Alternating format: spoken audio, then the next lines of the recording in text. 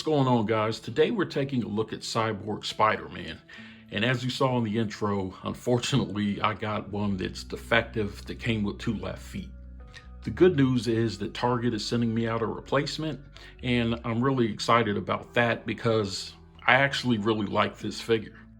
Also, I'm filming currently in a temporary location, so please bear with me. Pretty soon I'll have my office set up and do all my videos from there with better quality.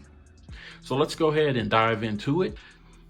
Now, starting off with accessories, we get 2 things that we've seen before. We get a closed fist right here, as well as a spider web effect right there so that you can have Spider-Man swinging.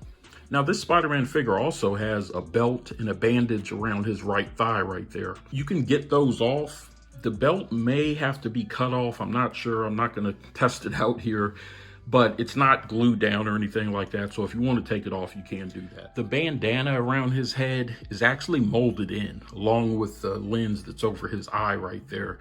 So you're not going to be able to take those off, but then again, it's Cyborg Spidey. Why would you want to? This is kind of what makes this figure unique. In terms of posability, this is pretty much standard fare if you have any of the other Spider-Man figures, excluding the new body mold that they came out with. So this one does not have the drop down legs and as much flexibility as the new one, but it's pretty decent body mold.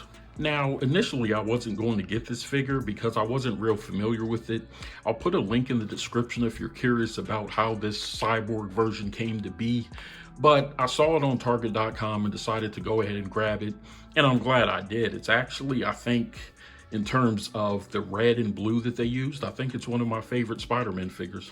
I wish they did more of them in this color scheme. It's more of a vibrant blue, which I really appreciate. The red also pops out more, and the spider logo on his chest is larger. So all in all, it's a really good looking figure. Now, as we've seen on other Spider-Man figures in the past, this one does use the red pegs, which kind of stands out. But if you get some blue paint, it's not that difficult to go ahead and blend that in. The silver Cyborg arm uses gray pegs, so those blend in a lot better. So all in all, I'm pretty pleased with the figure. Like I said, I do like the paint scheme that they use, the deco, the more vibrant red and blues, and it's a different look for Spidey.